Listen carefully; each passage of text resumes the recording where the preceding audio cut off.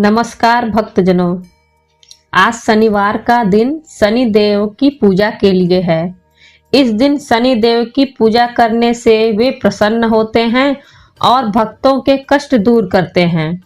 जिनकी कुंडली में शनि दोष, शनि की 7.5 या ढैया होती है, उनको शनिवार का व्रत करना चाहिए और शनिवार व्रत कथा पढ़नी चाहिए।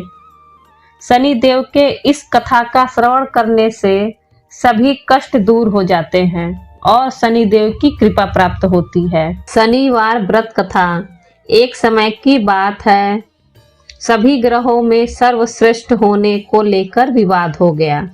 वे सभी ग्रह सूर्य, चंद्र, मंगल, बुध, गुरु, शुक्र, शनि, राहु और केतु इंद्रदेव के पास गए और बोले, हे देवराज, आपको निर्णय करना होगा कि हम में से सबसे बड़ा कौन है।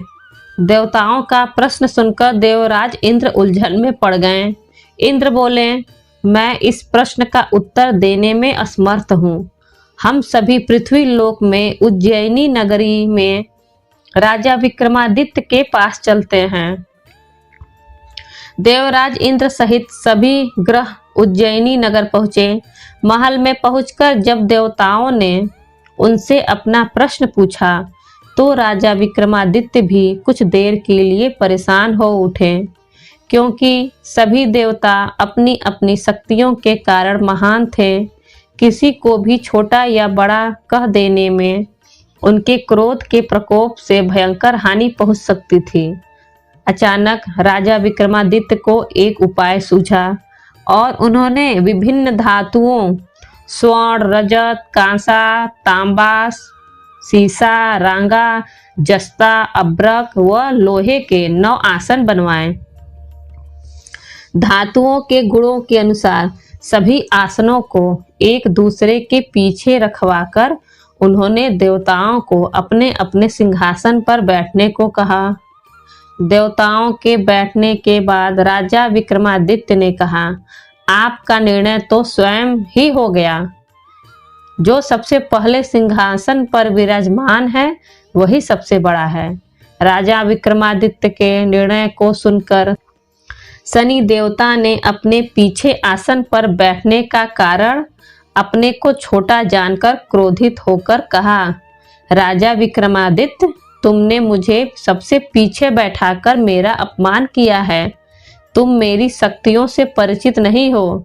मैं तुम्हारा सर्वनाश कर दूंगा। शनि ने कहा, सूर्य एक राशि पर 1 महीने, चंद्रमा 2.25 दिन, मंगल 1.5 महीने, बुध और शुक्र 1 महीने, बृहस्पति 13 महीने रहते हैं। लेकिन मैं किसी राशि पर 7.5 वर्ष तक रहता हूँ। बड़े बड़े देवताओं को मैंने अपने प्रकोप से पीड़ित किया है। राम को 7.5 के कारण ही वन में जाकर रहना पड़ा और रावण को 7.5 के कारण ही युद्ध में मृत्यु का शिकार बनना पड़ा। राजा, अब तू भी मेरे प्रकोप से नहीं बच सकेगा। इसके बाद अन्य ग्रहों के देवता तो प्रसन्नता के साथ चले गए, परंतु शनिदेव बड़े क्रोध के साथ वहां से विदा हुए। राजा विक्रमादित्य पहले की तरह ही न्याय करते रहे। उनके राज्य में सभी स्त्री पुरुष बहुत आनंद से जीवन यापन कर रहे थे। कुछ दिन ऐसे ही बीत गए। उधर शनि देवता अपने अपमान को भूले नहीं थे। विक्रमादित्य से बदला लेने के लिए एक दिन शनि देव ने घोड़े के व्यापारी का रूप धारण किया और बहुत से घोड़ों के साथ उज्जैनी नगरी पहुंचे। राजा विक्रमादित्य ने राज्य में किसी घोड़े के व्यापारी के आने का समाचार सुना तो अपने अश्वपाल को कुछ घोड़े खरीदने के लिए भेजा। घोड़े बहुत कीमती थे। अश्वपाल ने जब वापस लौटकर इस संबंध में बताया तो राजा विक्रमादित्य ने स्वयं आकर एक सुंदर व शक्तिशाली घोड़े को पसंद किया। घोड़े की चाल देखने के लिए राजा उस घोड़े पर सवार हुए तो वह घोड़ा बिजली की गति से दौड़ पड़ा। तेजी से दौड़ता घोड़ा राजा को दूर एक जंगल में ले गया और फिर राजा को वहां गिराकर जंगल में कहीं गायब हो गया। राजा अपने नगर को लौटने के लिए जंगल में भटकने लगे, लेकिन उन्हें लौटने का कोई रास्ता नहीं मिला। राजा को भूख प्यास लग आई। बहुत घूमने पर उसे एक चरवाहा मिला। राजा ने उससे पानी मांगा। पानी पीकर राजा ने उस चरवाहे को अपनी अंगूठी दे दी। फिर उससे रास्ता पूछकर वह जंगल से निकलकर पास के नगर में पहुंचा। राजा ने एक सेठ की दुकान पर बैठकर कुछ देर आराम किया। उस सेठ ने राजा से बातचीत की तो राजा ने उसे बताया कि मैं उज्जैनी नगरी से आया हूँ। राजा के कुछ देर दुकान पर बैठने से सेठ जी की बहुत बिक्री हुई। सेठ ने राजा को बहुत भाग्यवान समझा और खुश होकर उसे अपने घर भोजन के लिए ले गया। सेठ के घर में सोने का एक हार खूंटी पर लटका हुआ था। राजा को उस कमरे में छोड़कर सेठ कुछ देर के लिए बाहर गया। तभी एक आश्चर्यजनक घटना घटी। राजा के देखते देखते सोने के उस हार को खूंटी निगल गई। सेठ ने कमरे में लौटकर हार को गायब देखा तो चोरी का संदेह राजा पर ही किया, क्योंकि उस कमरे में राजा ही अकेला बैठा था। सेठ ने अपने नौकरों से कहा कि इस परदेसी को रस्सियों से बांधकर नगर के राजा के पास ले चलो। राजा ने विक्रमादित्य से हार के बारे में पूछा तो उसने बताया कि उसके देखते देखते ही खूंटी ने हार को निगल लिया था। इस पर राजा ने क्रोधित होकर चोरी करने के अपराध में विक्रमादित्य के हाथ पांव काटने का आदेश दे दिया। राजा विक्रमादित्य के हाथ पांव काटकर उसे नगर की सड़क पर छोड़ दिया गया।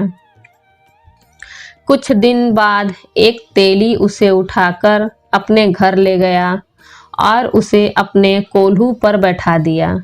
राजा आवाज देकर बैलों को हाँकता रहता। इस तरह तेली का बैल चलता रहा और राजा को भोजन मिलता रहा। शनि के प्रकोप की 7.5 पूरी होने पर वर्षा ऋतु प्रारंभ हुई। राजा विक्रमादित्य एक रात मेघ मल्हार गा रहा था। तभी नगर के राजा की लड़की राजकुमारी मोहिनी रथ पर सवार उस तेली के घर के पास से गुजरी। उसने मेघ मल्हार सुना तो उसे बहुत अच्छा लगा और दासी को भेजकर गाने वाले को बुला लाने को कहा। दासी ने लौटकर राजकुमारी को अपंग राजा के बारे में सब कुछ बता दिया। राजकुमारी उसके मेघ मल्हार से बहुत मोहित हुई, अतः उसने सब कुछ जानकर भी अपंग राजा से विवाह करने का निश्चय कर लिया। राजकुमारी ने अपने माता पिता से यह बात कही तो वे हैरान रह गए। रानी ने मोहिनी को समझाया, बेटी तेरे भाग्य में तो किसी राजा की रानी होना लिखा है, फिर तू उस अपंग से विवाह करके अपने पांव पर कुल्हाड़ी क्यों मार रही है। राजकुमारी ने अपनी जिद नहीं छोड़ी। अपनी जिद पूरी कराने के लिए उसने भोजन करना छोड़ दिया और प्राण त्याग देने का निश्चय कर दिया। आखिर राजा रानी को विवश होकर अपंग विक्रमादित्य से राजकुमारी का विवाह करना पड़ा। विवाह के बाद राजा विक्रमादित्य और राजकुमारी तेली के घर में रहने लगे। उसी रात स्वप्न में शनिदेव ने राजा से कहा, राजा तुमने मेरा प्रकोप देख लिया।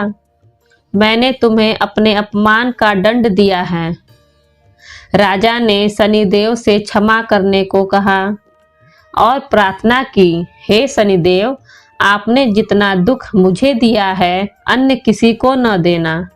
शनिदेव ने कुछ सोचकर कहा, राजा मैं तुम्हारी प्रार्थना स्वीकार करता हूँ। जो कोई स्त्री पुरुष मेरी पूजा करेगा, शनिवार को व्रत करके मेरी व्रत कथा सुनेगा, उस पर मेरी अनुकंपा बनी रहेगी। प्रातः काल राजा विक्रमादित्य की नींद खुली तो अपने हाथ पांव देखकर राजा को बहुत खुशी हुई। उसने मन ही मन शनिदेव को प्रणाम किया। राजकुमारी भी राजा के हाथ पांव सही सलामत देखकर आश्चर्य में डूब गई। तब राजा विक्रमादित्य ने अपना परिचय देते हुए शनिदेव के प्रकोप की सारी कहानी सुनाई। सेठ को जब इस बात का पता चला तो दौड़ता हुआ तेली के घर पहुंचा और राजा के चरणों में गिरकर क्षमा मांगने लगा। राजा ने उसे क्षमा कर दिया क्योंकि यह सब तो शनिदेव के प्रकोप के कारण हुआ था। सेठ राजा को अपने घर ले गया और उसे भोजन कराया। भोजन करते समय वहां एक आश्चर्यजनक घटना घटी। सबके देखते देखते उस खूंटी ने हार उगल दिया। सेठ जी ने अपनी बेटी का विवाह भी राजा के साथ कर दिया और बहुत से स्वर्ण आभूषण, धन आदि देकर राजा को विदा किया।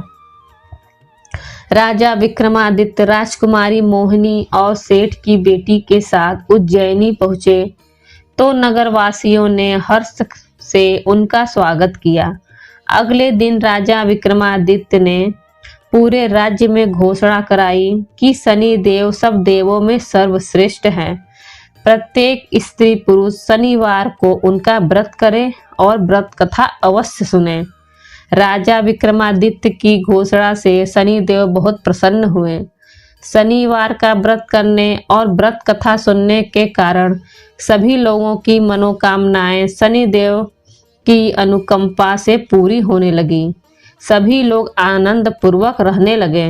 दोस्तों, वीडियो पसंद आई हो तो चैनल को लाइक करें, अपने दोस्तों के साथ शेयर करें और चैनल को सब्सक्राइब करें और बेल आइकन दबाना ना भूलें ताकि आगे आने वाली वीडियो आपको सबसे पहले मिल सके। धन्यवाद।